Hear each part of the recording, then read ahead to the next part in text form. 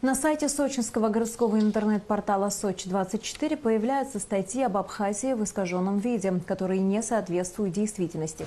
В этих публикациях туристы якобы делятся своим опытом путешествия в Абхазию и рассказывают о трудностях, с которыми здесь сталкиваются.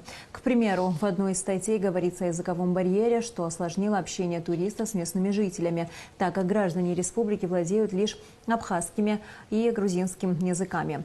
Другой проблемой якобы стала местная валюта – абхазский апсар. Говорится, что во многих заведениях принимают не российские рубли, а только местную валюту. В другой публикации турист не рекомендует отдых в Абхазии по причине ненадежного и малоприятного менталитета. Наши корреспонденты связались с редактором сетевого издания «Сочи-24», однако комментировать ситуацию они отказались. В 7-минутной беседе заверили, что подобного рода публикации больше не появятся на сайте. Остается лишь догадываться, с какой целью данный информресурс публикует на своих страницах дискредитирующую Абхазию информацию.